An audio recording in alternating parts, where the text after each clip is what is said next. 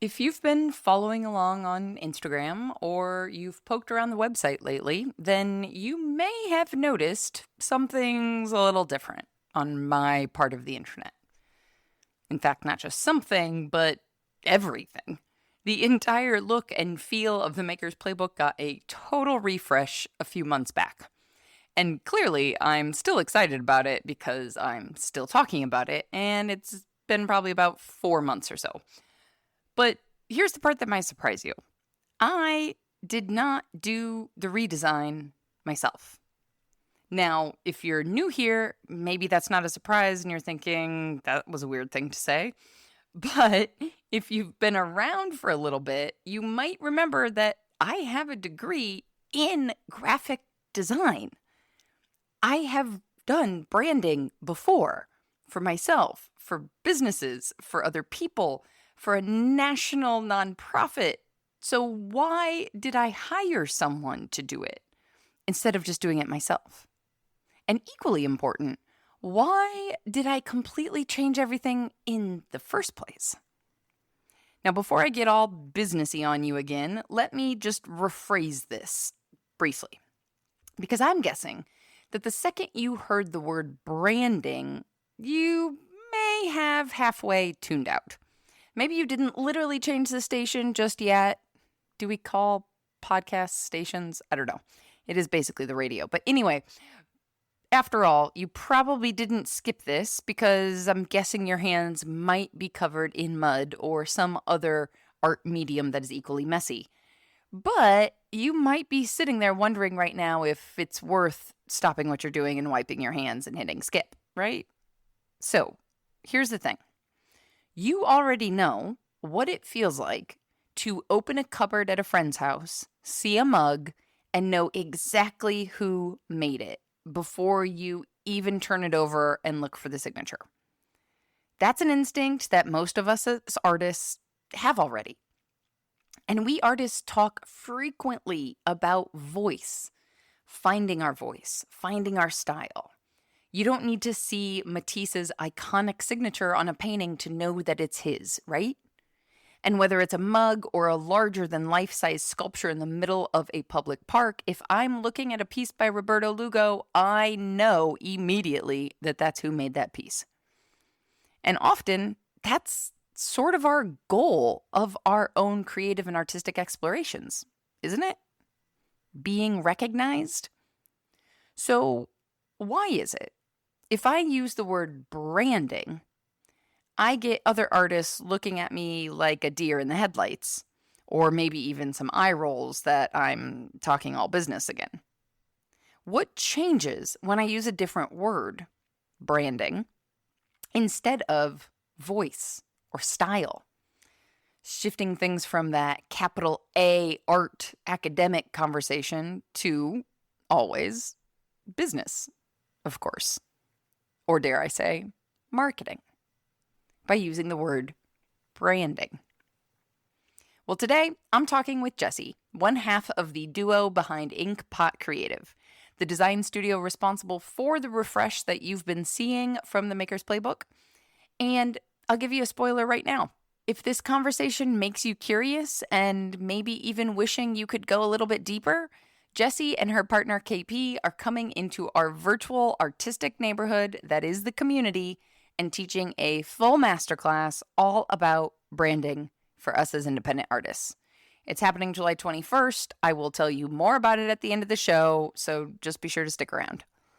We get into what actually makes a logo good, why niching down doesn't mean turning people away, how to combine multiple creative vibes into one cohesive brand without doubling your workload, and why consistency, not perfection, is the thing that actually earns you the kind of trust that lets people pay you what you're worth without question.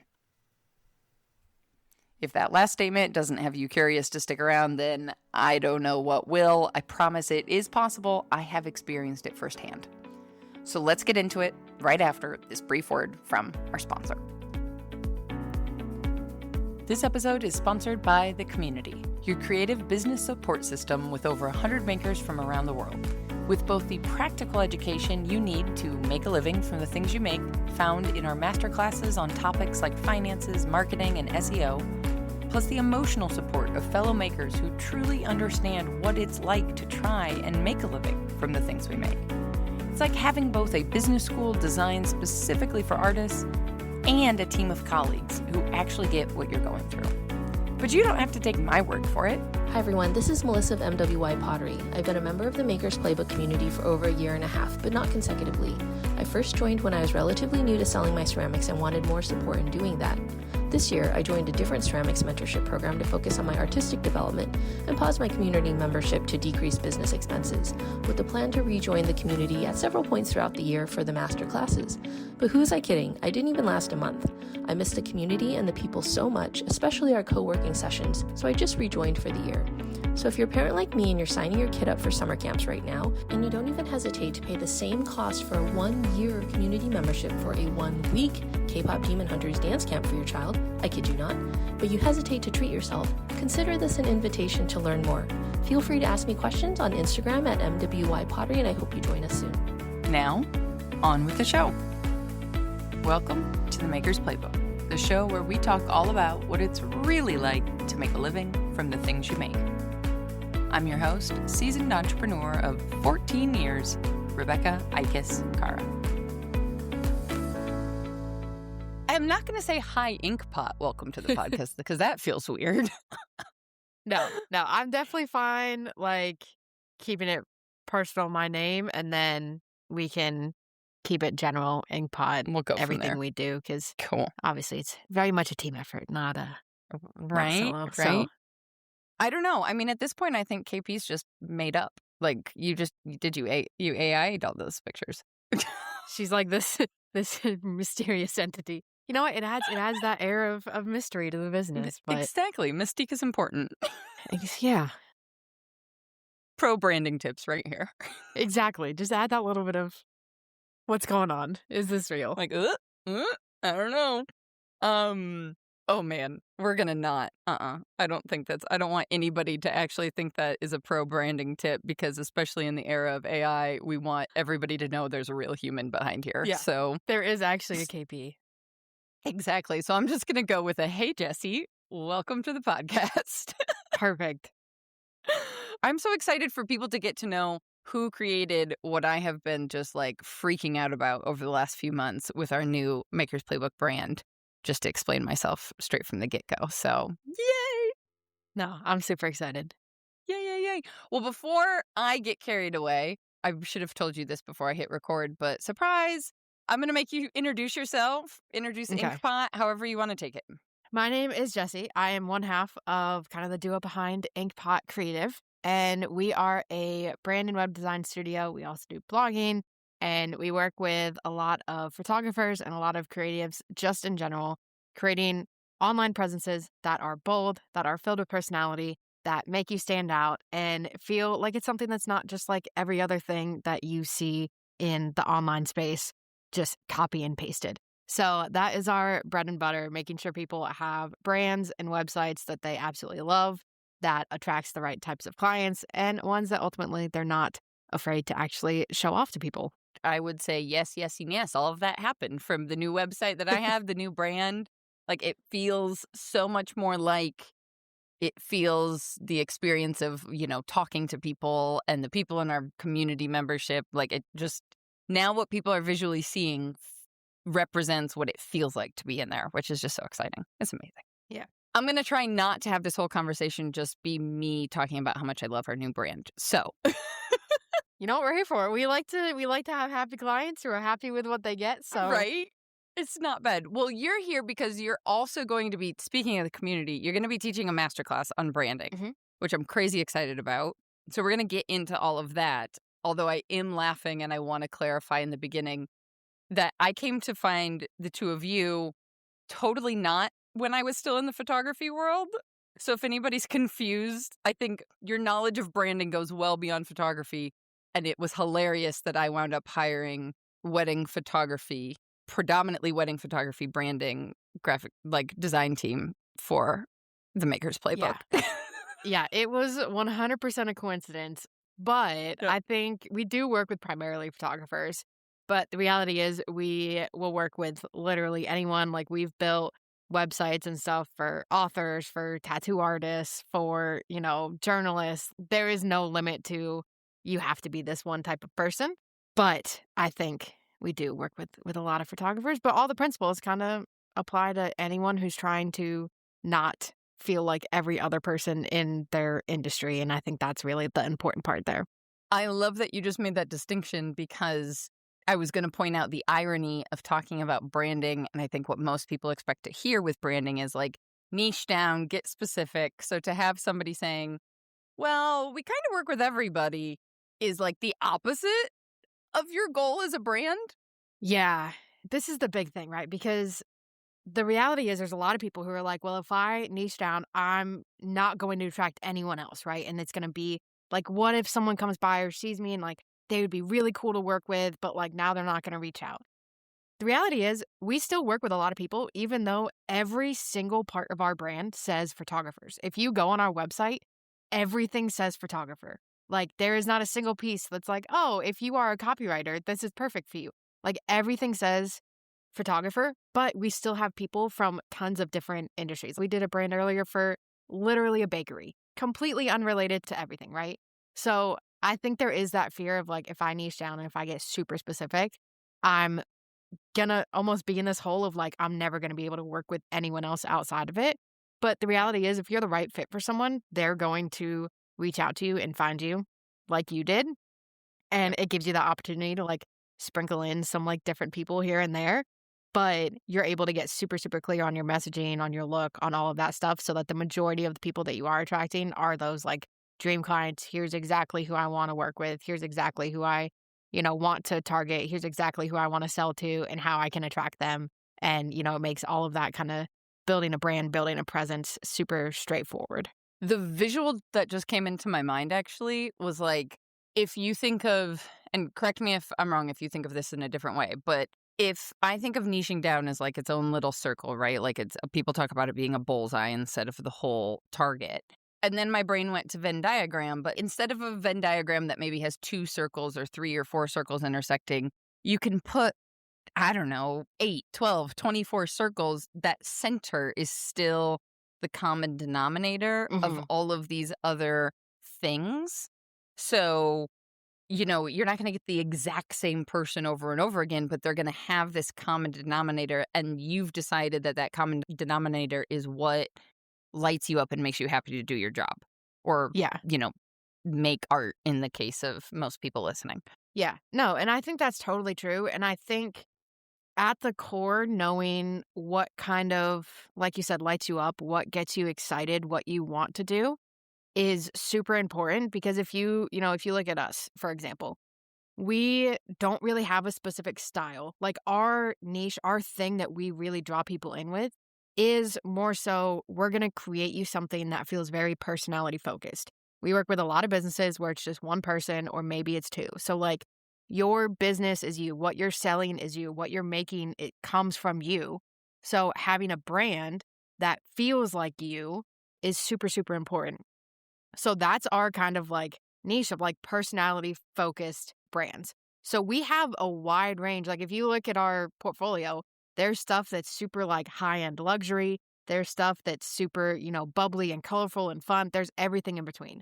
So it really doesn't have to be like, if I want to work with this person or if I want to, sell to this type of client or anything like that, it means that I have to do the exact same thing, copy, paste. Like that's what they're looking for. It's really what you want to do day in and day out, what you want to focus on. And then those people who value that same thing are going to be the ones that are drawn in and attracted. And like, that's what's going to make that kind of rinse and repeat of like, okay, now every person that comes to me is someone that I'm excited about. Yeah, absolutely. And I think the cascading effect of that sometimes is a surprise to people, maybe I'm making an assumption, is like how much easier every other part of the business gets from that, right? So your customer service and your communication, like if you're attracting people who communicate in the same style that you do, there's going to be less friction between like whether or not they understood the boundaries that you said or whether or not your terms of, your refund policy is honored or stuff like, I'm thinking for makers, like, this is like a really generic example, but the difference between somebody with the expectation of a shopping experience of Amazon versus someone who's shopping because of the value of handmade, because of the value of a small business, and understanding the realities of your work hours are different than, this will be delivered between 4 a.m. and 7 a.m. tomorrow. Yeah. Yeah. No, I think it's super important. And that kind of, we always start with at the base of everything is like we have people fill out questionnaires. And this is where it really like nails down who you are, what you do, who you want to attract, who you want to bring in. Like those questions are the foundation that basically everything else in your brand is built off of. That's why first thing we do, super important. If you don't know those things, you can build 400 different brands and they're all going to miss the mark in some way because you're not super solid on that one thing.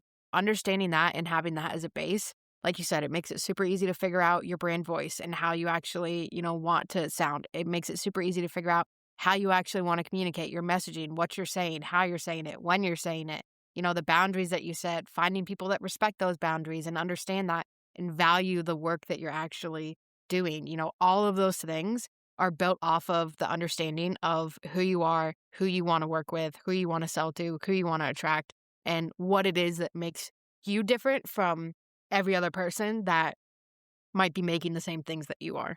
Yep. Which is the perfect segue to one of the questions that our community members brought up. I was like, oh, yeah, great.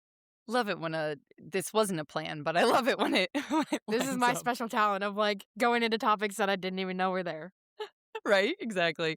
Lucy was asking if a person is still finding their style. So obviously, we're thinking about artist aesthetic style, right? If they're still trying to find their style, quote unquote, but want to start thinking about establishing a brand, what would be the most basic branding thing you would recommend to start with and or invest in that would be like open to evolving over time?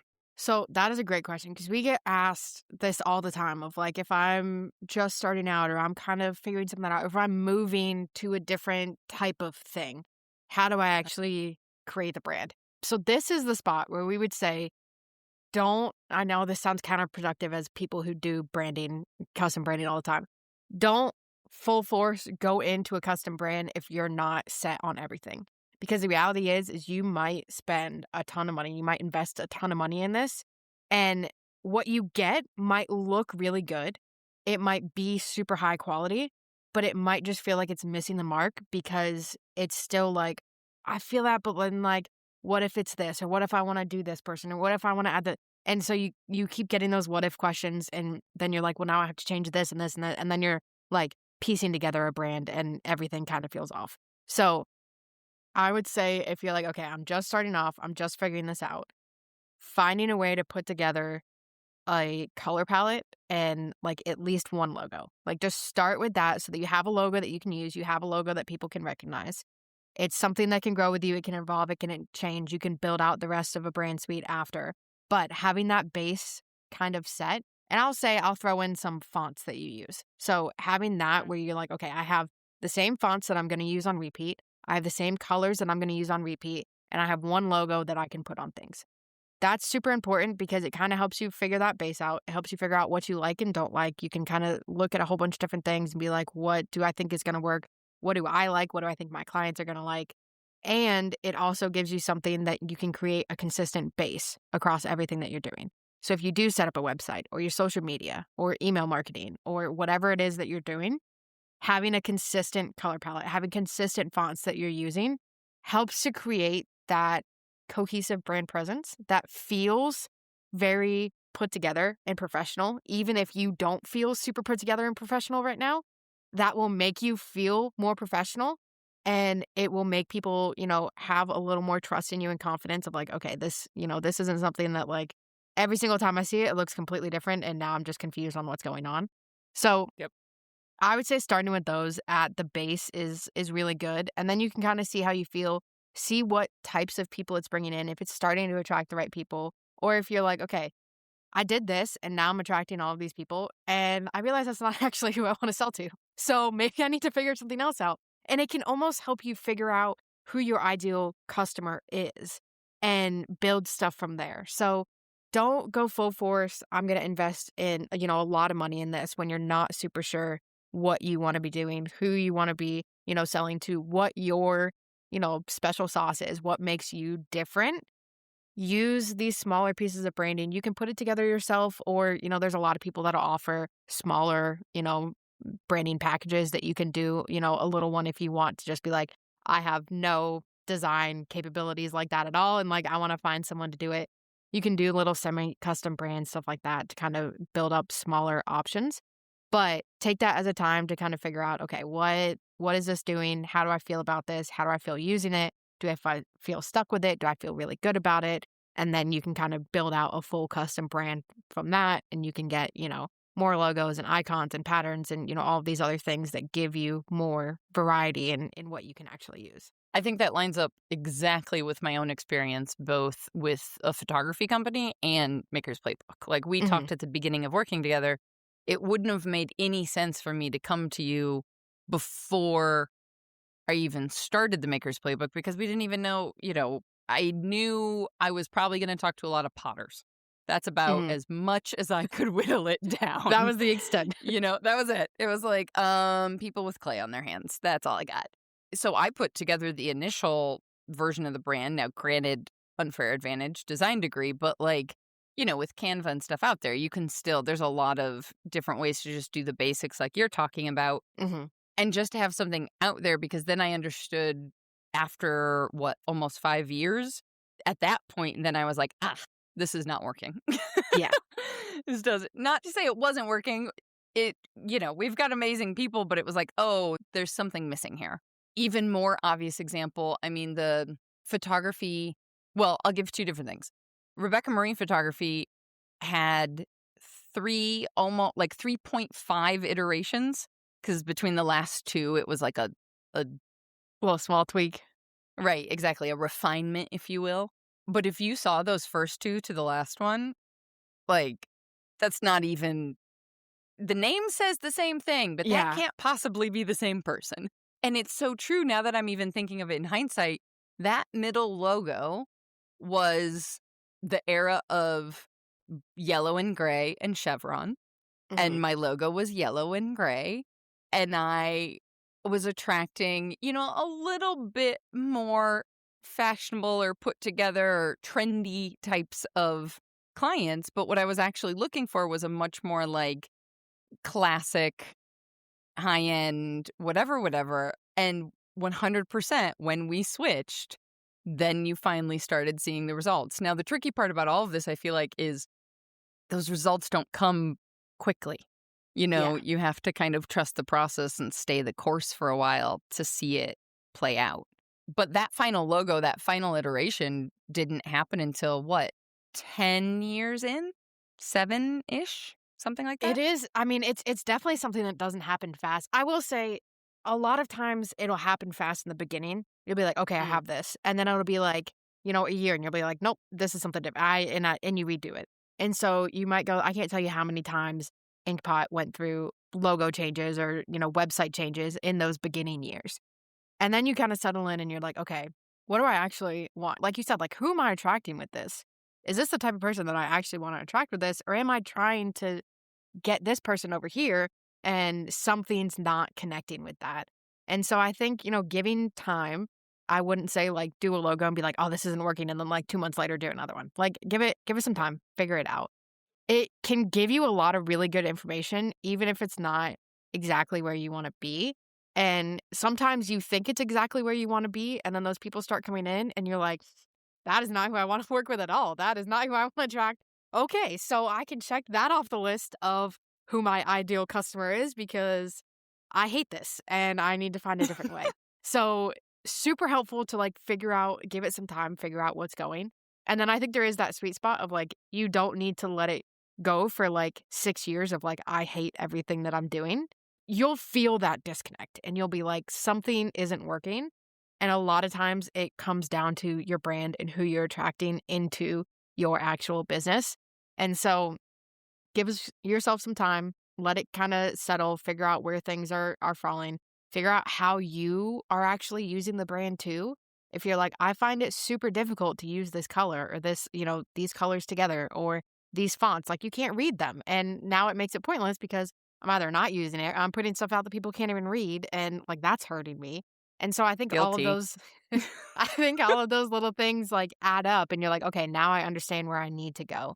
And you kind of build that confidence in what you're feeling, who you want to attract, who you want to kind of target, all of those different things. But it takes some time. You'll go through different versions, you'll go through different iterations, you'll figure out what you like, what you don't like, what types of people it's actually attracting, who you actually find out that you want to work with, and how you can do that. But it is a process, and our main thing is once you get to the point where you're like, okay, I'm ready to invest in like a full brand.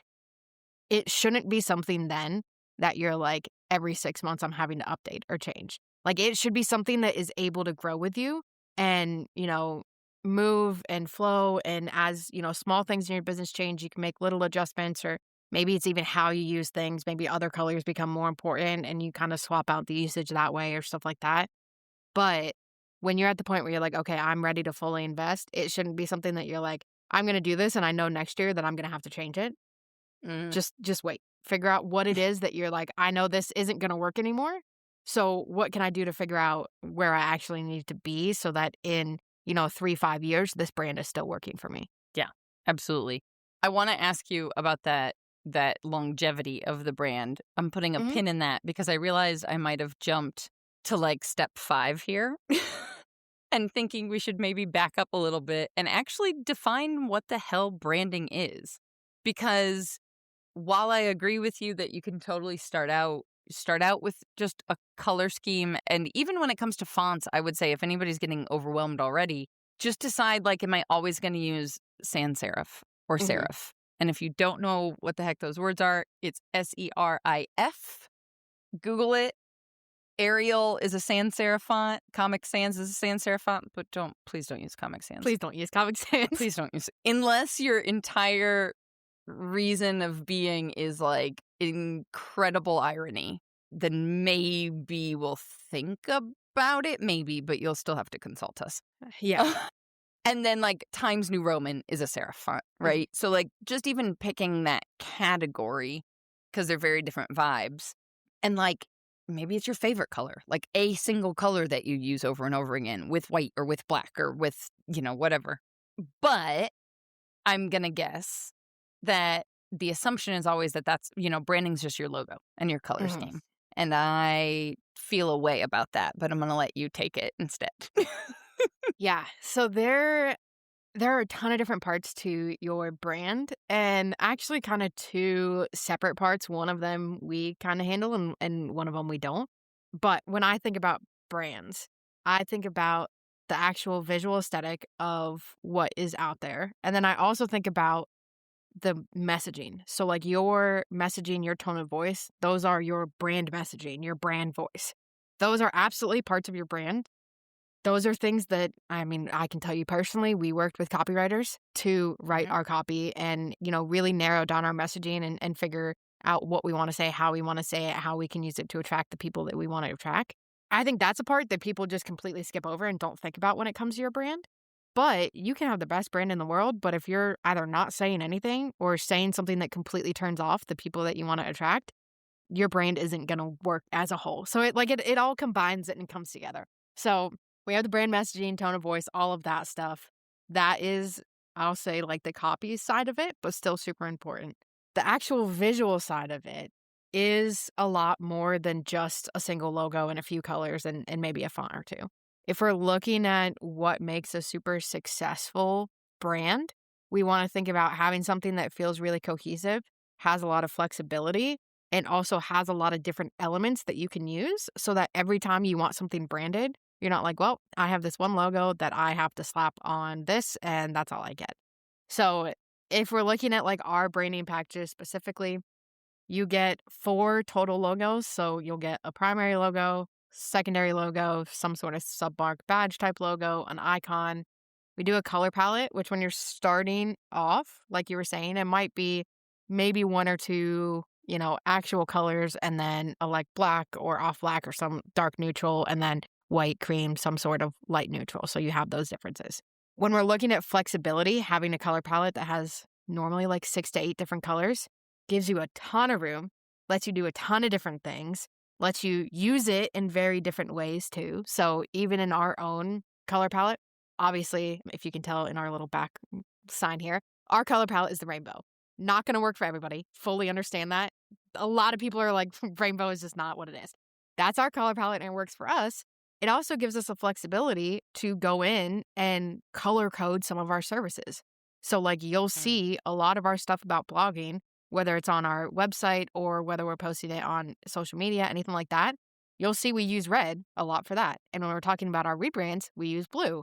So having a wider color palette can also help you be like, okay, what is this type of product that I'm doing in this type of product? And actually almost color code it so people get like, okay, I see that color, so this is going to be this thing. And you kind of create that recognition within your brand. So color palettes, 6 to 8 colors gives you a lot of flexibility. You're also not posting something and you're like, my entire feed looks the same or everything I put out looks exactly the same because I'm using this one color. So super important color palettes. Fonts, like we talked about, having consistent fonts that you use, having different ones for different types of heading fonts and subheadings and accent fonts, stuff like that. So you have, again, that variety as people are looking through your website or anything like that. Important things can be big and bold and eye-catching, and everything else can be something that they're like, okay, I can read through this now and it's actually legible and I'm not struggling to read what this says, which is super important. So definitely making sure that we have a good variety there. But one of the things that we love that we think is super underrated is having some sort of like brand pattern. And with that, a lot of times we end up creating little icons and stuff like that that go into the brand pattern. But this is great if you're looking for backgrounds on your website or things to use as little backgrounds on social media. The icons are great to just have a little branded moment without having to stick your main logo on everything. So it gives you, I think, a successful brand feels cohesive across the board. So it's going to use similar vibes. If you look at like our, main logo here versus one of our little, badges here, it uses the same fonts. It uses similar vibes. It uses similar, rounded shapes. We have those cohesive things that are brought through in everything, but they don't look exactly the same. And they're also different orientations. So like this, you have more, a more horizontal logo. So if we need to put that there, we do. This one is obviously more of a vertical logo. So if we, have something that we have less space one way or the other, we have a logo, we can do it. We're not forcing things to fit where they don't fit, which I think is another big thing of like, you're like, that logo looks weird there. Or like you're centering it, but then the logo is left aligned and it doesn't look right. And, all of these different little things that you might not think make a big difference, but then they actually make a big difference when you're looking at it as a whole. So yeah, I think that's our baseline if we're looking at like the visuals, having multiple logos and different orientations where you can use them in different spots, having a font suite that okay, this is going to be my headings, this is going to be my paragraphs, this is what I'm going to put my buttons in, all of those different things. Having, some sort of brand patterns or icons or things where you can add branded moments without having to add your logo to everything. I think doing all of that, and then the key here is actually using it. This is where we see people fall off. Once you have it, it's great. If you don't use it, it's useless, right? So using it, implementing it in everything that you do, your social media, your website, any packaging that you're doing, any business cards, any printed stuff, everything should look cohesive and the same. It should use all of the same elements. We're not adding random things in here and there. We want to create something that feels super put together and professional. And I think what the two of you and the whole Inkpot team do so well, and I think where the huge value in getting outside eyes to help put together a brand is on that balance between variety and cohesion. Because like, even with the quote unquote training to do this, right? Like there's somewhere in a closet somewhere, there's a diploma that says graphic design. Don't know where it is, but I think it's at my parents' house. My mom's going to text me after she listens to this episode. She's going to be like, it's in this closet. It's on the shelf. I'm displaying it. She's like, take it. You're supposed to get your shit out of my house. No, she would never say that, actually. Anyway, the point is, even though all the language of branding is familiar to me, right? Talking about alignment and all of color scheme and orientation, all this stuff, trying to put together something that was not so cohesive that it was one note, right? Like one color, one font, one, or maybe two or three. Trying to put together something that gave me that variety that I didn't feel like I was trying to reinvent the wheel every time. Yeah. And then yet was cohesive, was recognizable. Just doing that for yourself can be incredibly difficult. Like, I don't know what it is about doing it for ourselves, but you just, I don't know, you're in it too deep. You either overthink it or you think something makes sense that's not obvious to an outside audience because you can't be your own outside audience, I guess is what I'm trying to get at. No, 100%. And like, that's even why in our own business, like, we didn't write our copy. We worked with a copywriter. Can we write copy? We write blog posts as one of our service. Like, we can write things. It's not that we can't write. It's that sometimes you're too close and you're like, I don't know how to get this word out. I don't know how to put this into words in a way that makes sense and like get this on the page. We can take photos. Do we take our brand photos? No. We hire a brand photographer to take those photos. So it is very much like sometimes you just need that person that's not directly in it, that hasn't been staring at the same screen for the past 47 days trying to figure out what is missing. And, you know, like I said, like you said, the difference in the, you know, colors even, like having that variety. There's so many times where we see people put together color palettes and they might look great when you have all of the colors in squares next to each other. But then the issue is maybe they're all the same exact tone. So there's no variety in the tones. You can't put any colors on top of each other. So then you're like, well, I'm just stuck doing like black or white on top of this. And then it's like, well, I have this color background. And now there's just a whole bunch of different colored backgrounds. And like, it might look great by itself, but then together it doesn't work at all. And so having those different tones and, you know, even in ours, you can look at our primary, let's say our primary colors, we'll say are like the primary rainbow colors. But then we have variations of like each of those that are turned down. And so we can put them on top of each other and have two blues on top of each other and it makes sense and it works because they're different shades, they're different tones, they're different saturations. And we have that kind of variety. And I feel like that's where sometimes people get stuck is like, how do, like, I know I want this color, but like, how do I make it work and make it work with this color and make it look good next to each other? Yeah. I'm smiling when you mentioned the blue again because I realized when you were talking about using specific colors for specific services, as you were talking about that, my brain went, yeah, your design services are blue. Like I knew, but I didn't know that I knew that.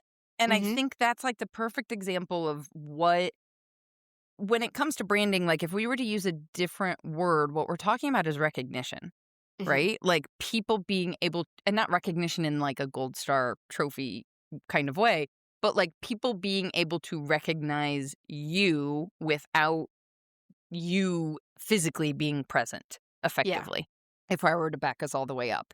And like the fact that my brain, as you were talking earlier, was like, oh, the answer to that is blue. And I never consciously, it's not like when we started working together, you were like, here's our branding services in blue. Like it just was there and I knew it. And that's what we're trying to get to. And I think for people listening from like a making an art standpoint, if you take the word branding out of this and think about it in terms of the stuff that you make, it's not as big of a leap as it maybe feels when we're talking about fonts and colors and everything. Because, you know, if you learn what a Van Gogh is, and I know I pronounce it I'm pronouncing it the American way, but whatever. Such is the nature. I grew up in the Midwest, people. Once you see one and you know who painted Starry Night, you can see a painting of sunflowers and understand it's the same person. Yeah. Right? Different it's colors. That style. Yeah. You figure out what your style is, what you're like. Maybe everything you create has a specific look to it or feel to it, or, you know, if it's how if you like paint things, like what you're actually putting on, like whatever it is that you want people to be able to look at that and go, oh, I know who made that, without you actually having something underneath that's like, hey, I made this. Made by. Yeah, exactly. And I think that's that recognition and that repetition of like, I'm almost trained that like when I see this, I think this. And like when I see this style and when I see this color, or, you know, even your buttons on your website, if you make them all the same color, it trains people that is an action color. I can click on this and it's going to do something. and it's going to bring me to another page or bring me to the contact page or let me purchase this or, whatever it might be, having those things that is that, almost like subliminal, unconscious, like recognition of the stuff can be super, super helpful in creating a brand that like people consistently come back to and, recognize and can be like, oh, this is definitely done by them. And like you see it somewhere else and you're like, oh, I've purchased one of those I know before. Like, them. Yeah. yeah, exactly. Yeah, absolutely. I mean, that happens with pottery all the time, right? We go to a friend's house and you open up a cupboard to grab a mug and you're like, oh my gosh, you have a so-and-so mug. And it's like, it's not like their signature on the bottom is legible in any way, Mhm. shape, or form, but you just knew, whose that is as soon as you look at it. I'm going to bring us back to the questions because I know you and I could just keep going forever. We could talk forever. Which was part of what made it so enjoyable. But see, also, like, this is a situation that happens when you create a brand that attracts the right kind of people, is that it's enjoyable to work with them. Like, it's a good time. Yeah, So exactly. I'm biasly saying so. Secretly, Jessie's like, oh my God, her emails are so long. No, we love it, and we love being able to connect. And you get that like more personal relationship, and I feel like that makes a big difference. And then you want to see people succeed, and you want to see people doing all these great things and coming back and growing, and Well, and especially I think this is the big difference between small business and handmade and, compared to the e-commerce bros of the world, is like, it makes it less transactional, right? Yeah. Like, most of us don't love sales. Most of us don't want to have to put a price on the thing that we make and tell somebody why they have to pay us that much money. It's Yeah. not an enjoyable feeling. But if the person who's paying you then is like more than happy to do so and is thrilled to see you succeed and understands that when they come back to you 2 years from now, the prices might be more expensive. I mean, I literally had a client, the mother of a couple whose wedding I photographed once, then her son was getting married years later, write to me and say, so-and-so is engaged. We obviously want you to be there. I'm sure your price isn't the same. Just let me know what it is currently. Mhm. Like, no questions asked. And Yeah. it was not a small difference. It was a significant leap. And it was no problem. Yeah. So, And I think that, again, going back to like having the cohesive brand, we don't like trying to justify why we charge what we charge because there is a reason behind it. I don't think any of us just pick a price and are like, all right, this is going to be this. Like there's a reason, there's a thought. It's the experience, it's the investment that we've put into, whatever materials, whatever knowledge, all of those different things go into what price we set for any of the things that we do and create and provide. But we don't want to sit there and have to justify to people why we charge what we charge. And I think having a really solid brand that feels professional, it feels put together. They're not going to something that's like, well, this looks like a 12-year-old's lemonade stand. And now I'm like, why are you charging this much for it? It creates that almost like, is this product that I'm getting actually going to be worth the money that I'm getting it versus everything looks so great. Everything that they've experienced, every touch point that they've had with you, every time they've talked or every other product that they've bought has been really great and has looked awesome. And like, now I'm like, okay, yeah, I'm going to pay whatever I pay. Or like, I'm going to tell you to raise your like, I can't tell you. My mom loves doing this at like farmers markets and she'll like go and like repeatedly buy for people. And she's like, you need to charge more. Like, this is too little. You need to charge more. Like, I'm going to pay you more for this because it's worth more. And like, we're at that point. So I think having all of these different pieces together in your business kind of takes away that need to sell and justify why you're selling something for the price that you're selling it at and makes it like a no-brainer of like, yeah, of course it costs that much because look at the quality. Look at what I'm getting. Look at everything behind it. I totally understand that. And then you can create those more personal relationships where you're not like, well, now I feel weird because you're asking me all these questions and like I just want people to appreciate it and like buy it because it's worth that much and like it's probably worth more, but like this is what I'm charging. It creates a little bit of that like disconnect when you're like, well, I mean, now you might buy it, but like now I'm like, are you going to question every single thing along the way and like every other product that you buy and like all of this stuff versus like, oh yeah, that's great. And then you're like, yes, I love you. Let's be friends. Like, please come back. Right. I mean, we have literally gone out to dinner with people who have bought entire dinnerware sets from Francesco. Like, they come to our house regularly now. We hang out. Like, we are friends. We met them because they walked into our booth and they spent money with us. But now we are honest to God friends. And that's like great. It's amazing. You feel that much more supported too, I think. But the only way we met them is because we were selling something. Exactly. So It's you hate selling, but you got to sell. it's until we go back to the era of, I don't even know. I don't even want to think about going back to any. Never mind. Moving on. Moving on. And now she's singing. Okay, this is getting interesting. Okay, how would you? I think I'm going to ask Nadine's question. I think we answered it already, but just in case you wanted to add anything in. Like many of us, Nadine says her branding, quote unquote, budget is basically a Canva Pro subscription. Mhm. Been there, girlfriend. So before she could invest in a designer, what's the one foundational step that most small businesses get wrong or skip? And I think we kind of talked about it, but just in case. The hiccup that we see most often, like we were saying, is just changing everything so often. Even if you don't have a lot, even if we're just doing those like color fonts, one logo, stick with that. Let people gain that brand recognition, because if you do change it in the future, they're already going to know who you are. They might have seen you at the different markets you're at, or they might follow you on Instagram or like know your website or stuff like that. You have that recognition of people at a baseline who know who you are, so that if you do change something in the future, they're like, okay, I know who this is. I saw on Instagram that they're doing a rebrand, and now I'm going to see this logo instead, or these colors, or whatever it might be. We have a lot of our clients who will like almost tease their new brand on something so that people kind of get primed and like expect for there to be a little bit of a change. But when we don't create that brand recognition, when they don't see the same thing every single time they come back to this and are like, oh yeah, I know who that is. It's X, Y, and Z.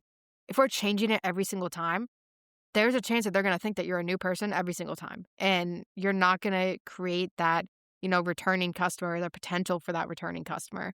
So I think start small, just at least get that like colors, fonts, one logo, and stick with that for a little bit. Figure out where you want to go, what's working, what's not working. You can grow from there, but don't feel like every single time you're like, oh, I don't like this color anymore. Let me completely change everything. Let it sit for a little bit and figure out, maybe we do bigger changes, like less bigger changes instead of a bunch of small changes. That's going to work out probably better for you. It's also going to be way easier for you to manage on your own end and not be like, oh, not using that font anymore. I'm using this. And like it becomes a whole mess and then everything feels disconnected. So get something super basic to start with and use it. Let people recognize it and get used to it. And then when we do get to the point where we can do some changes, you can tease some of those changes, let people know that things are going to change, and then, obviously make the full switch there. But it's going to feel less drastic to people, and it's going to feel way more comfortable in how you're actually using things. Which, since I know Nadine, I'm going to just say out loud for the record, you're already doing this. Don't fix anything that's not broken. Let's just stay the course. You're fine. Because I've seen her brand and it's working. So it's fine. Just for the record. Just putting it out there. Right? There was another question from Lucy that I think a lot of people have, especially creatives. And that is when you have multiple vibes, right? You've got a couple of different aesthetics. Maybe you're making, maybe it's somebody who does both pottery and fabric work. Or maybe it's, a painter who has a series that is dark and moody and then a series that is totally, bright and airy or whatever. I don't know. Like it could be different mediums. It could be the same medium, but the vibe is totally different. But as small businesses with limited resources, building two separate brands is not exactly, as somebody who has done this, you are not just doubling your work, you are like quadrupling it. So building two separate brands is not always the way to go. Sometimes it is, but often not. Is there a way, let me get to Lucy's actual question, is there a way to cohesively roll it into one, her adjective, quirky, little bundle of sophisticated fun? I love the way she phrased that. Like that right there is branding, just for the record. Anyways. Exactly. Like the way you're saying that is going to attract people who are like, no, I talk that same way. Or I'm quirky like that. And I want people who are going to like say weird things because I say weird things all the time. And, I'm going to feel at home there. But the reality is, yes, there's totally a way to basically have two different sides of a business and create a cohesive brand. And it kind of goes back a little bit to what I was saying with like having different colors for different services. We've done this a couple of times for some of our clients where if we're looking at like photographers, they had a wedding side and then like a corporate side or, something like that. If we're thinking about client-wise, people getting married and corporate offices, two very different types of people. And like Literally why I had 2 brands. yeah, exactly, right?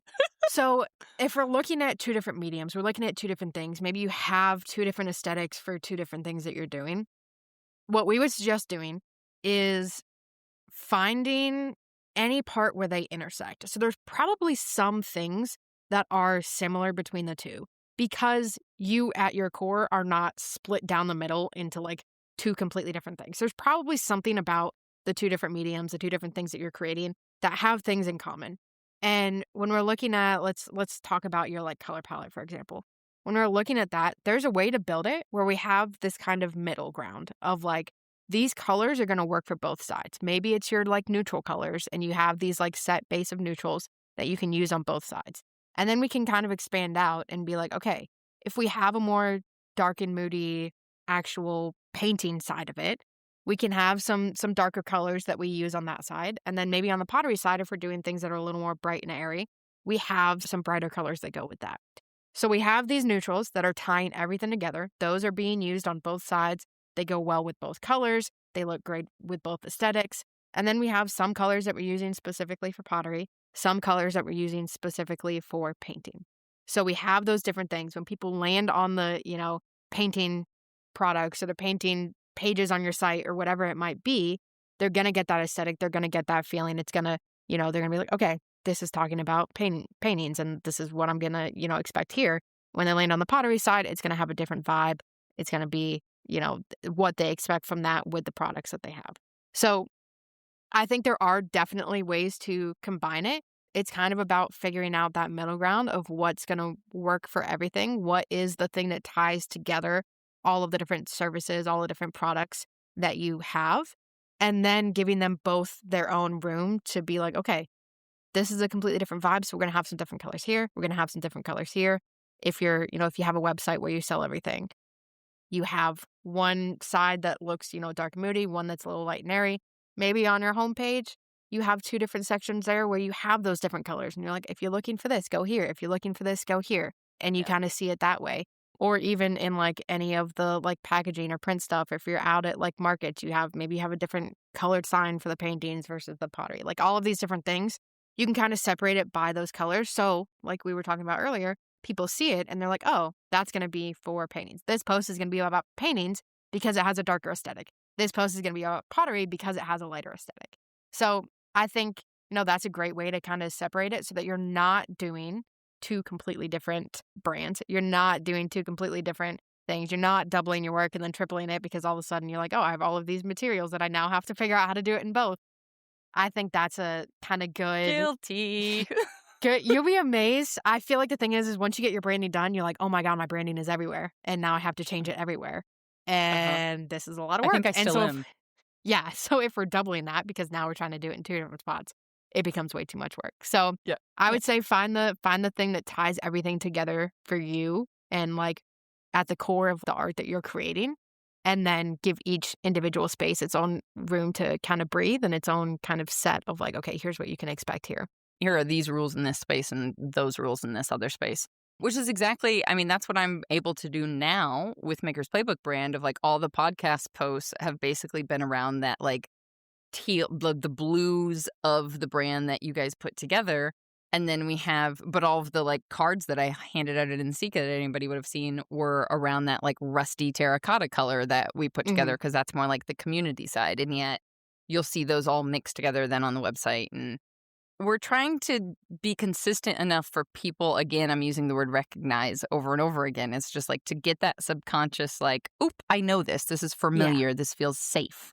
This feels like I trust this because effectively like giving people, this is going to sound really boring for creatives, but giving people the same experience over and over and over again is actually kind of what they're looking for. That's trust. That's what that is, like, from a business standpoint. No, 100%. And it's very much the, like, they might be buying different products, but when they're coming to you, they want the same when you go to the grocery store, you're buying a ton of different things, but you want the experience at the grocery store to stay the same, regardless of what you're buying, regardless of when you're buying it. If it's this week, next week, 2 months from now, you want it to feel the same.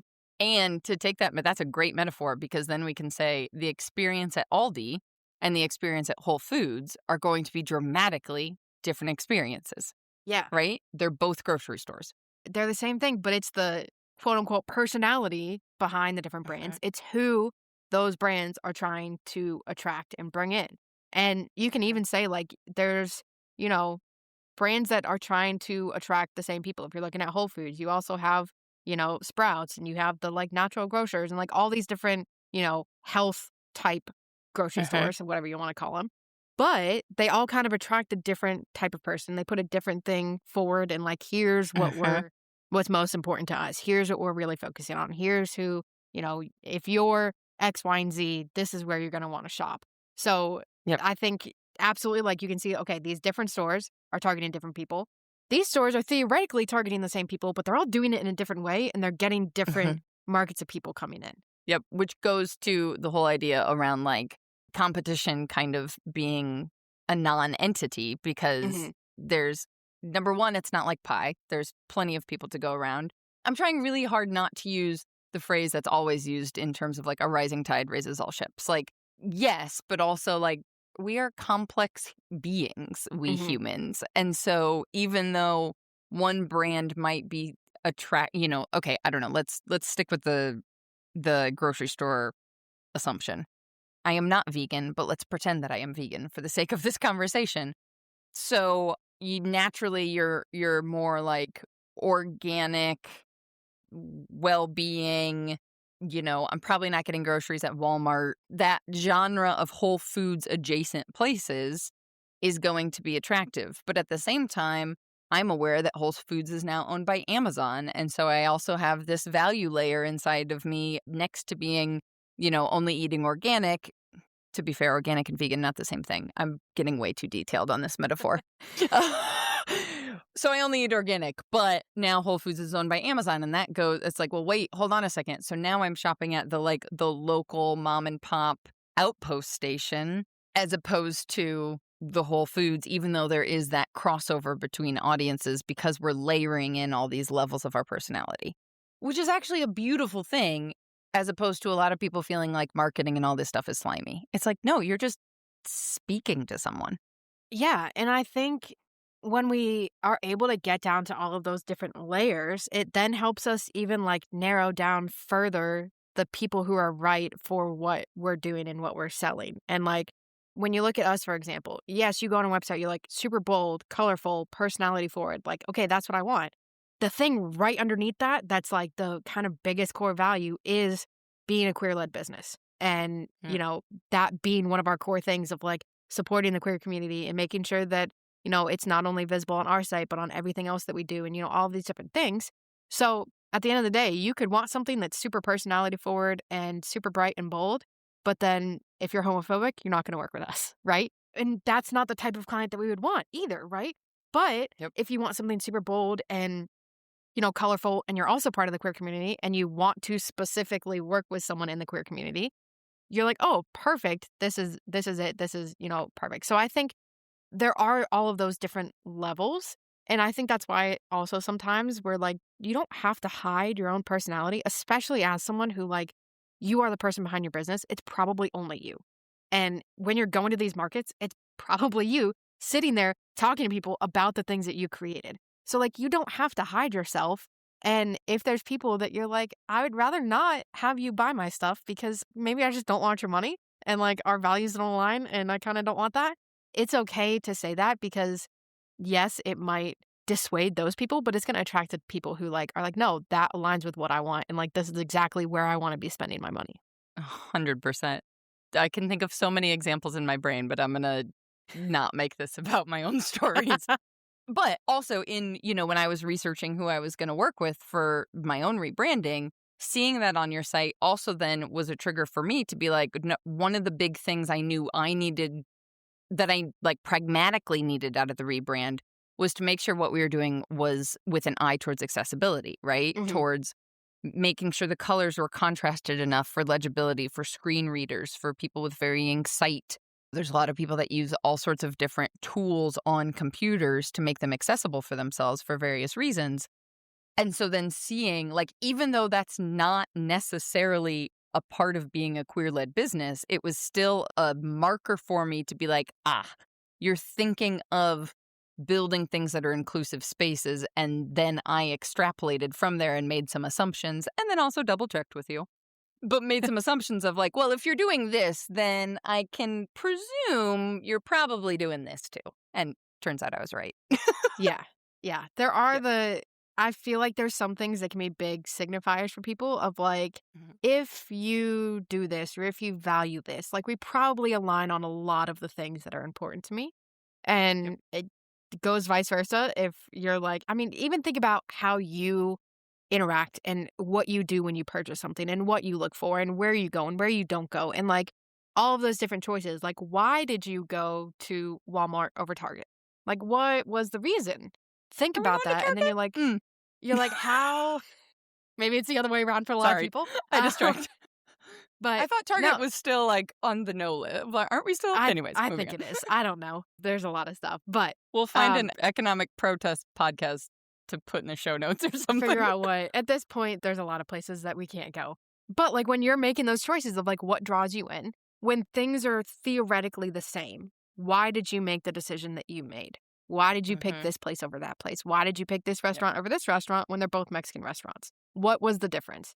And, think about that with your own business. Like why, if you're seeing someone who maybe is in your same market, in your same area, does something that maybe is the same style as you, think about why would someone pick this person over me? What are they doing differently? What am I doing differently that I think might be better? And how can I actually explain that to people and show that off so that they see that difference? So I think there's so many different levels to it. And, taking a step back and kind of thinking about that and what is your special sauce? What's the thing that attracts people? What do people say like, this is why I chose you. This is why I love this. This is why I will come back and buy everything from you again because I want this X, Y, and Z. Like, what is that? And then figure out a way to actually put that into your branding, into your marketing. Totally. I had a business mentor once say, speaking to like what's different about what you're doing, and maybe, I think you said, I'm going to not paraphrase what you said, well, what you feel like you do better or differently. And somebody once said to me, like, it wasn't if you're saying something that everybody would say, that's not actually branded, right? The most obvious example I can think of is like everybody would say they want to work with people who don't question their pricing, right? There is nobody that I can think of that would say they don't want that, right? Yeah. You have to like keep digging deeper until you can get to that statement of, well, to your point about Inkpot, like there are plenty of people who might say they don't care if they work with somebody who's homophobic or not. Like that's not going to be the thing on their list. That's a differentiator, right? Like we can go a million reasons why I think it's a foolish differentiator, but whatever. Anyways, moving on. I want to segue this point, and it's going to feel maybe a little bit weird into Lily's question, but I actually think it's connected because we started talking about like, if you're sitting in a booth and you're selling and, what that experience is for people from a brand standpoint, but also you as a human.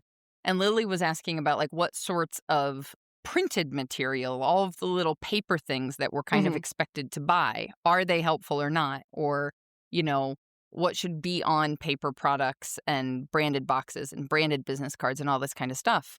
And I got to thinking, as I was looking at her question, also while you were speaking, I got to thinking that I want to hear your answer to this, but my assumption to this also goes back to that idea of like what you're saying the values of your business are, in the sense that like if your tagline or the reason you make what you make is for it to be sustainable, is for it to be reusable, is for, just in terms of like an eco-consciousness kind of brand is where I went, then actually it would make sense to me to either receive a package in the mail from buying you online, or when you're at a show, you not having all of that paper stuff, right? Not having or if you do, it's recycled. Or we just got a Snoot cup for people who listened to Debbie's episode a couple of episodes ago. We got a 100th Snoot. I wish I had it up here to show you, Jessie. I'll send you a picture. It's incredible. Talk about branding, though, because obviously for packaging ceramics, it's fragile. We've got to do all sorts of stuff. She so very smartly saves her Chewy boxes from her dog's deliveries and wrapped this cup in a Chewy, like in the cardboard from a Chewy box. And we started laughing when we opened the box because I was like, this is perfect. But for our brand, for example, for Caraterra, if somebody opens a box and there's a Chewy label inside wrapped in our super minimalist, super neutral, super utilitarian ceramics, that would be weird as hell. And it would just be like, oh, you're being cheap with your packaging and you charged me a lot of money for this ceramics. Whereas Debbie's mug, which was, priced higher than our mugs, was perfect to be in a Chewy box because it's a dog nose. Yeah. It was amazing. No, I think and that comes down to, knowing your clientele and who's going to buy it and what they're going to like, what they're not going to like. But I think it is something where people are like, what printed stuff do I actually need? What do people want? Because there's two sides of it. One, if you're like, I want to be super sustainable, having a ton of different printed things probably isn't great. You can use like recycled paper and all this stuff to try and, balance it out. But having that might not be the best thing. Also, sometimes you're just like, I'm going to print all this stuff and spend all this money on it, and then people are just going to throw it away, and it's going to mean nothing. So there's also that side of it. So I think the first thing that you want to think about is your customers that you have. What are they looking for? What would they really like? And what would they be like, actually, I don't like that at all. And, I'd rather have something else. So it's doing a little looking there and then looking at, okay, maybe if you have, one thing that you're going to put in everything is care instructions. Like, how do you actually take care of this? How do you wash it? What do you do with it? Like, how to make sure it lasts? Any of those different things. If you are, let's say you are in that sustainable framework, maybe you put it on recycled paper and you can even write on there, like made with recycled paper and like have it there and think about different ways, work with different companies maybe that are, dedicated to sustainability. So even if other people don't know that, maybe you still have it in the back of your mind and you feel confident so that when people ask you, you're like, oh yeah, actually this is on recycled paper. We work with a sustainable company, whatever, down that rabbit hole. And you feel good about it and you're not like, yeah, it's sustainability. And then I'm like printing it on regular paper and like destroying all these trees, right? So thinking about that. But also there's other ways to do it more minimally. I think now, especially in like the digital age, having things where you can do a really cool branded page on your website that you can just put a QR code on and maybe, a little tiny QR code or a sticker that you can stick on something is going to be way less actual material than sending all of these big printouts and stuff like that. I think it is, looking at your clients, are they going to be people who are more technologically advanced that like maybe if you're at a farmer's market and you just have one sign with a QR code that people can scan and it has your business information or it brings them to your Instagram or, whatever it might be versus having these business cards.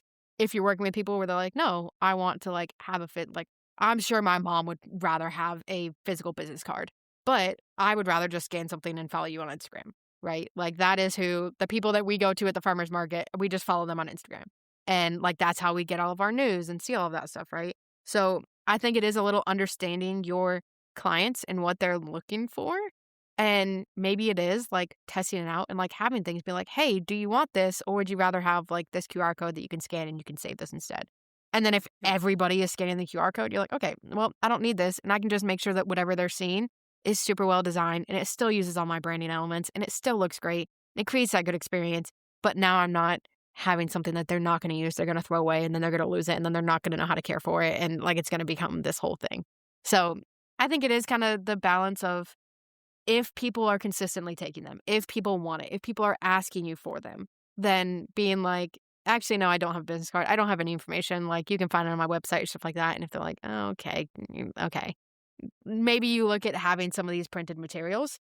But if the types of clients that you work with don't like that, if they're not going to use it, if they're going to throw it away, if they'd rather have something digital, using your branding and your time and your effort and your investment into doing something online like that might work out a lot better for you in the long run. And it's still things that you can put little QR codes on stickers in the boxes that you ship to people so that even if they're not in person, you can be like, hey, go to this. This is going to walk you through how to care for it. This is going to walk you through FAQs. This is going to walk you through how to purchase more, whatever it is that you actually want to talk about. Hearing you talk about that makes me think of how helpful it can be even if this isn't like your long-term plan to sell your work, but what we've experienced at least of like the amount you can learn from doing a handful of in-person shopping, a market, a fair, a farmer's market, whatever, just because the information you can understand about the people attracted to your work or not attracted to your work or what they're interested in you providing or not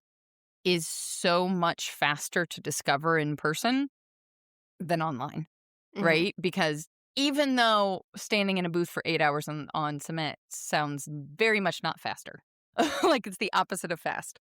Just the things like you get a sense of people, right? You might not even have a conversation with them, but how they dress, how they carry themselves, how they speak. Are they talking to you or are they on their phone in the booth the whole time and not Mhm. actually paying attention to you? Not to make it purely about aesthetics, but it can tell you a lot about how somebody spends their money, what they value, what's important to them based upon, what kind of graphic tee they're wearing. And those are really, yes, sometimes you can do some internet sleuthing to find those. If somebody new has started following you on Instagram, if Mhm. their profile is public, you can like go down and check out what activities they love to do or whatever. But that's not always that easy to figure out. So the in-person piece, I feel like what I've noticed in talking to people over the years here on the podcast is that there is that natural progression of like starting with markets, acquiring an audience, getting to know people, and then kind of transitioning over to a different selling space because they learned so much in those beginning days. Yeah, yeah, and I Yeah. think even going back when you're talking about, like, the types of people that you wanna work with and, like, not having to justify anything and just being like, "I just want people who just wanna, like, buy it," and, like, are just gonna be happy with it and not question anything. Like, you might be able to pinpoint really quickly in an in-person market who are the types of people that just walk up and they're like, "Yeah, I wanna buy that," and I pull it right off, and who are the types of people who are, like, questioning it or asking more questions or kinda going back and forth a little bit, and they're like, "Oh, I like this, but it's too expensive," like, whatever it is. Mm. I think, having those in-person events can be really helpful in, narrowing it down. Like you said, sometimes you can internet sleuth, but, like, a lot of people have stuff on private, so if you're or, like, when they order it, you're like, "Well, now I feel creepy, like, trying to find you on Instagram to, like, see who you are. This feels like an invasion of private," so having those things where you can physically be in person and be like, "Who am I actually attracting?" And, like, is this the type of person? Or, like, am I seeing other people and I'm like, "Well, you're just walking up and buying things, and, like, that's what I want, and, like, why aren't you what am I doing that's making it so that you don't wanna just come do that at my booth?" Yep. Yep. I'm laughing. I was like holding it in that whole time because we may or may not. We noticed when we still had our Etsy shop open how many people from California would buy the giant mug that like hit before we closed the shop down, we were page one for like, I don't know how many years when you searched for giant mug. And so many people bought it from California. And I was Mhm. like, what? Now, part of that I think is cost of living there versus here. A $70 mug feels cheap to somebody who's living in California compared Yeah. to somebody in Wisconsin or Illinois. But then as this kept happening and kept happening, this is a weird thing to admit, but we have to ship these things. So we have people's addresses. So you go to Google Maps and you're like, what kind of neighborhood do you live in? What's this house look like? How many pools do you have sometimes? And it just, you learn things, Yeah. which sounds creepy, but here we are. Moving right along. I'm going to go to the next question because that was a weird thing. We'll see if that makes the cut. I don't know. You know what? Sometimes um, you just wanna know. Eh, Listen, this is just called research. People, welcome to the weird space of the internet. It's market research, that's all it is. Exactly, exactly.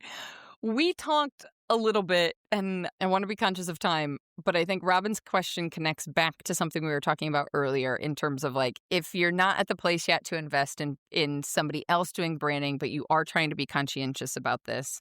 And Robin was asking, what really makes a good logo? Number one. And number two, I love the secondary question to this is how is it different for us as small artists versus larger companies or industries? We've talked about that a little bit in terms of our like personality and stuff, but Mhm. I'm really glad she asked what makes a good logo because frankly, this whole podcast got kicked off because I saw a potter with a fabulous logo and was like, she knows something about something that other people don't know. Let's talk to her. So here we are. Yeah. I think when we're looking at the difference between like big corporations and us, a lot of the times it is going to be something that's a little more personality focused. When we're looking at these big companies, they have a target client in mind, but it's probably going to be a much bigger group of people than what we're trying to target. So a lot of times you'll see, like when we think about things that are corporate, like yes, we recognize the logos for, Walmart and all these different grocery stores and Amazon and all this stuff, right? But there's nothing really special about them. Like it's kind of just there and it looks good. It looks clean. You look at it and you're like, it's not in Comic Sans. I don't feel like this is unprofessional. But there's nothing that's like, oh my God, I love this one aspect of the logo and I'm obsessed with this, right? So we're looking at our individual ones. We can be more fun and have more personality because there is a personality to us. We're not a big nameless corporation that has hundreds and thousands of people, tens of thousands of people working for us. And, we have to hit this huge market and not try and exclude people. We can really get into the small parts of this and do what we want to do. So I think leaning into something more personality focused is super important. When we're looking at like what's super, super important of the actual brand, like logo design itself, I think readability is huge. There are a million different fonts out there, and there's some great ones and there's some really bad ones. And like not to kind of shit on the actual logo or typeface designers because they all have their purpose. But there's ones that are just Does Papyrus though really? Does Papyrus have a purpose? It's not going to work. It's not going to work. It's not going to look good, and it's not going to look professional in the sense that it doesn't feel, like I said, a 12-year-old doing a lemonade stand. We don't want to give that. We want to give, I know what I'm doing.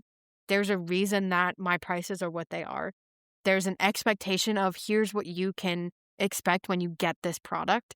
And so we want it to feel super clean and professional. It doesn't mean that doesn't have to be fun. Our logo is very fun. It's quirky. It has, different weights. It has rounded edges. Some of the letters are really cool. You can find a ton of really cool fonts that aren't just basic and boring, but also don't feel a little childish or that doesn't match the vibe. Your kind of vibe and aesthetic is also the really important thing. If you are, selling something that's super fun and quirky, having a high-end luxury typeface, it's going to look weird. It's not going to match. And the reality is we want the entire experience from start to finish, every touch point that they have with us to feel the same. So we want something that's super fun and personality filled if that is our brand. If we are someone that's more quiet and muted and stuff like that, we can do a softer typeface. We can do something that's a little more, subtle and maybe has some cool things, but it's not, in your face, huge, big, bubbly, all of that. So I think figuring out what your general aesthetic is and then trying to find fonts that you can, that match that. Creative Market is our favorite place to go to find fonts. And there's even different, styles that you can look for. If you're I want this, style of text, you can go through and then just look through their whole catalog. So I think those are the big things. You don't have to overcomplicate your logo. I know a lot of people are I've put every single thing on there and there's a whole bunch of things and I need all these icons. It's ours literally just says Inkpot Creative, and then we have a version that says Design Differently. That's the only thing on the logo. And most of the time, the Design Differently we don't even use on some things. So it literally just says Inkpot Creative, and that's it. So you don't have to have a ton of different elements. You can have one logo that maybe has more, and then you can pare it down and, use it different ways. But we don't need to go super excessive with what we're doing. We don't need to use 47 different fonts on one single logo. If you're doing something like this, our Design Differently, I think, is in a different font than, Inkpot Creative, which is totally okay. But we don't need to, have every letter is a different font or anything, unless that's the vibe of your brand. Then that's great. But for a lot of people, it's probably not going to be the vibe of your brand. I was even going to say, we keep joking about the 12-year-old's lemonade stand, but I'm thinking of potters I know who have really cute aesthetics, and I mean that word very intentionally. Super cute. One of our members, Alicia, makes multiple animals, but she has these adorable cat cups and mugs, and she's run competitions at markets that she's in of counting how many times people use the word cute, and the 100th person who said cute got something without knowing that was happening. So she's leaned all the way in. And so for her to do, I don't know, pastels or more childlike illustration, or I mean, her illustration abilities are incredible. So that's a whole different story. But like the vibe she can do would never work for me. Yeah. Right. But it works because it is the whole experience goes together, like you were saying. I'm thinking there's oh shoot, what's Milo's last name? Sorry, Milo. There's Butter on Instagram, everybody probably knows, and he does, there's goldfish crackers designed on mugs or Cheez-Its or all sorts of stuff. And I'm like, he could get away with that backwards $ lemonade stand vibe that we've been dissing on this whole time because it could go with this kind of childlike funness. But you're not going to put that next to, if you're trying to get into a gallery show where all the pieces are going to be underneath a glass box and you can't touch them, that's not going to work. Yeah. Yeah. It is very much like, what is your aesthetic of what you're selling? Because you want it to match, you want it to be fun. If we had a totally bland logo and then we're like, you should have personality in your brand, everyone would be like, what about yours? Like, that doesn't make sense. So I think there is that kind of balance. And then also finding different ways to do things. You can have a brand that is super cute and fun and maybe has these quirky elements and not use a font that feels like, what your second grade teacher had up on your bulletin board. Like, there's a way to make it feel fun and quirky and have all these different things, but still use a font that sometimes it's literally just, I associate this font with something else. And if you use Comic Sans, people will associate Comic Sans with unprofessional things, like just right off the bat. It doesn't matter if that actually might be like the vibe of your brand. It's probably going to feel unprofessional. So find something like Comic Sans that isn't Comic Sans that you can then, move forward and go with that. There are a billion different fonts.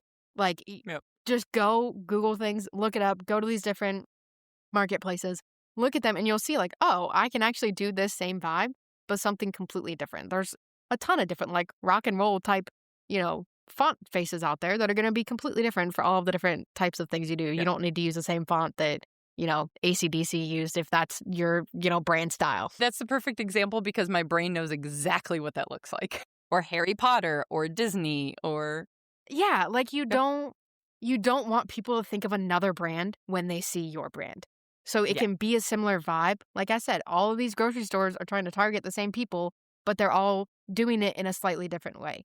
So just find the vibe and aesthetic that you want and then figure out how you can show that in a slightly different way. I would also walk back a little bit just to like broad sweeping strokes of what makes a good logo, at least in my brain.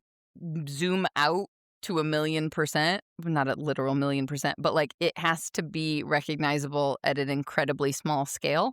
Yeah. And it also has to be recognizable in one color. You're not always going to be able to print a multitude of color. So I'm thinking about how much we've talked about the Inkpot logo being the rainbow, but at the same time, on your shirt right now, it's in one color. It's still recognizable because the font that you picked has very clear very specific treatment. I think I could just see that K and know that it's you, right? Because of the way that that's designed. So I just think like broad strokes, those are the things that come to my mind for good logo is like, is it still legible? And when I mean legible, I'm not talking about actual words necessarily, right? Like our logo now, the MP that you guys created, like there isn't any actual text with that if I use it by itself. And that's what I'm going to use by itself when it goes to a really tiny, Instagram avatar size, because you can still recognize that that's what it is, right? I don't have the text next to it then. Yeah. Any other like broad strokes on that for logos? One color, tiny size. I mean, I think having something that's not totally based on like, it's great in this one specific use case and everything else, it like falls apart. That's not always the best. I think being able to use it in different sizes, and that's where we kind of run into the benefit of having different logos, is being able to put them in all of these different places. Or if you do happen to have like an icon over, obviously we have a ton of different icons that we have. We just don't have them on that one logo. But like if you do happen to have an icon that you can maybe put above the logo, so it's, icon, your logo, any sort of tagline or anything, you can then take it out and like use that icon by itself. So that's what I was saying was sometimes we can have these bigger ones and then actually just pull elements off and create different logos solely based on that and giving it the different feel. But yeah, I think being able to read it and recognize it, being able to kind of use it in different places. I think sometimes if you just have like one logo, I won't lie, like a horizontal logo like that is probably your best bet over something vertical, just because there's times where like you just don't have enough space to put something like that. So having a Or horizontal one is square. yeah. And the reality is it depends on how you use them too. So if you're like, no, the only logo that I actually use is this, and like that's where it is everywhere, like think about that too to give it that versatility. But yeah, we don't have to overcomplicate it too much. Just really think about the aesthetic of your brand and like make sure that your logo matches that and makes it feel cohesive so that when people are seeing your work, when they're talking to you, anything like that, everything feels the same. That's, the biggest, that brand cohesiveness. Every single piece of your brand should feel the same, even if it looks different and you're using different elements, it should all feel similar. I could keep going for days, which is exactly why I'm having you teach a masterclass inside the community, because there's so much more to dig into, and I'm acutely aware of how long I've already kept you. But with that, is there something that you wish people asked you about branding, or that you wish people knew about branding that they just don't? I think the biggest thing is how much you can actually use your branding and how beneficial it is to, once you know who you are, what you're doing, who you want to sell to, all that stuff, and actually investing in a full brand and like how useful that can be. Because it is like when you're thinking about it, you're like, okay, I have my logo, maybe like Instagram. You just said it. What's your little profile icon? If you have any highlights, do you have highlight covers on your Facebook page? Any of that stuff. When you're looking at your website, what are you using on a website? What fonts are you using? What colors? Like, how are you actually making it so that everything doesn't look exactly the same? And then when we're talking about packaging and are we putting stickers on things? Do you put a stamp at the bottom of all of your stuff? Like, maybe that can be your logo. Like, you almost get into this like waterfall of like, oh my God, I can put the brand on everything.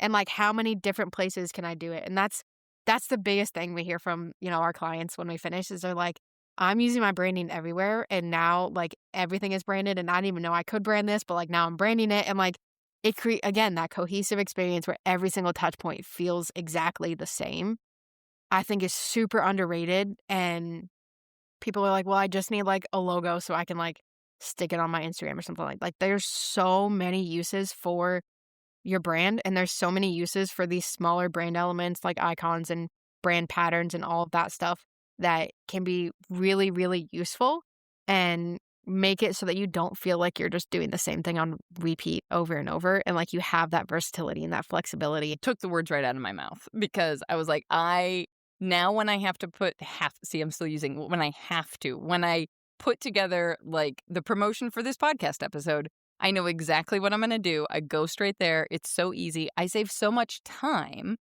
but I'm also proud of what I'm putting out there instead of being like, yeah, okay, this is good enough. Let's move on. Or like, I wish I had time to update this, but I don't. Now it's just like, yep, I know this is going to look great. I know it's going to look great next to a post that I made that's about something completely different with the other color scheme about something.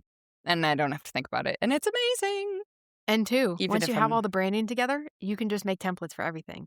And it makes it so much easier. So like you're literally not sitting there thinking about like, okay, I need to post on Instagram, but I have to make this from scratch. Like you just have 5 different things that you can just plug and play. It makes it so easy and it takes so much weight off of your back, especially when you're just like, I just want to go make things. I don't want to actually like spend, like you didn't get into this to spend all of your time on Instagram marketing your stuff. Nobody did. Yep. If you wanted that, you would become a marketer. Like that's the end of the conversation.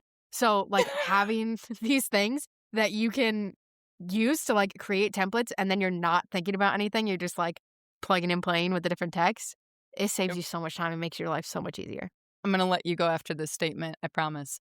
The day y'all sent me my brand packet and we were, everything was done, completed, you sent me way more than you told me you were going to send me in the most best of positive ways. There was lots of surprises in there.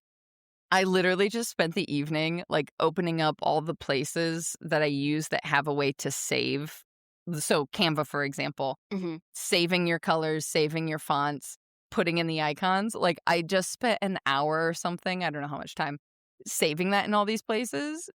And it has made life so lovely because even if I'm not in Canva, but I need to know a hex code for something, if nobody's ever heard hex code, it's like the RGB or CMYK or like knowing what color I need to use for something. I'll still just open up that page in Canva because I can copy and paste it right out of there. And like, so much time saved. So much. So, hooray. Yay. Well, I will put in the intro and outro the actual date of the masterclass because I don't have my calendar in front of me, which is just like a rookie mistake here. Hi, I'm Rebecca. I'm talking about professional branding and oops. And this is where we're at right now. Right, great. And we're not even gonna cut that part. We're gonna leave it in.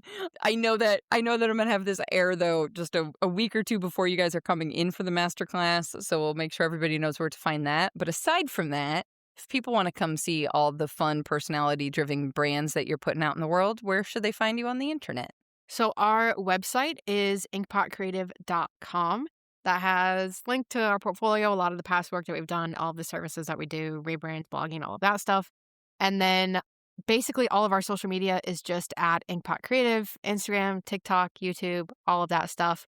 We do have a ton of different videos and stuff on YouTube for branding and web design and blogging and all of that stuff. But that's Inkpot Creative on basically everything, and inkpotcreative.com for our website. Awesome.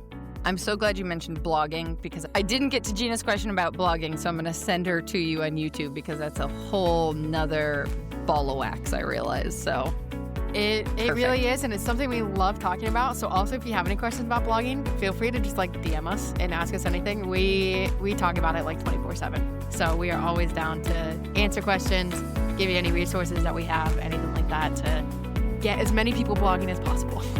Amazing. Fabulous. Thank you so much for the time. We'll see you in a couple weeks. Sounds great. Thank you so much for having me. Now, if you've been putting off branding because it feels like corporate homework assignment and you're dreading it, I get it. But maybe now you can think about it a little bit differently. Maybe just decide on one font or one or two colors that you will use over and over again for a year. Or, if I'm being more realistic, at least for this market season. If you make more than one kind of thing, moody paintings and cheerful mugs, for example, it's okay that they don't look identical. You don't need to build two completely different businesses and two completely different brands and two completely different social media accounts. You just need to find the thing that ties them together. The way Jessie described finding that middle ground or the intersection of the Venn diagram. And if you're worried that getting specific about who you are will shrink your audience, well, perhaps we can pressure test that fear. And if I'm being totally truthful, kick it away once and for all. Because getting clearer and more specific has the power to make so much of the business stuff that none of us are excited about, the customer service, the emailing, all of the parts that we dread, the refund requests that make you anxious, the shipping timelines you're worried won't feel fast enough. When you get clear on what you're actually about and who your work is for, it attracts more of the right people instead of an endless stream of the people who just stress you out. And presumably, if you're listening to this show, I'm going to go ahead and assume that you're not trying to build a conglomerate that needs thousands of purchases a month just to stay afloat. I'm assuming you're trying to build something small but mighty that can only really handle a relatively small number of customers in a given week or month because you are making things by hand. The pricing conversations, the customer relationships, the way people show up already trusting you before they've even made a purchase, before they even ask a question. All of that can happen. All of that gets easier, and it starts to fall into place when your outside finally matches your inside. And if it wasn't clear, your outside is your branding, right? Cool. Now, if any part of this conversation had you wishing that you could sit down with Jessie and KP for a little bit longer, you're in luck. As I mentioned at the beginning, they are teaching a full masterclass on branding inside the community on July 21st. And I want to be clear about what it actually means to have a masterclass inside of the community, because it's different than your standard online course. Yes, of course, it starts out similar. An amazing amount of information distilled down into something easy to follow, straight from the experts in their field. But then, after the masterclass, we go a little bit further, and we actually make sure that you're implementing what we've all learned together, taking action, doing something with all the information that is now rolling around in your head instead of just consuming it and moving on to the next thing. We'll have follow-up Q&As and implementation sessions, so you're not left alone trying to sort out how the heck everything you just learned actually applies to your own situation and your own unique life. And yes, those Q&As and implementation sessions are recorded, so you can submit questions and catch the answers on your own schedule. We have makers literally from all over the world. Or you can also pop into a live co-working session and figure it out alongside friends who are doing the same thing, or have working shadow buddies if a buddy system helps you actually get things done.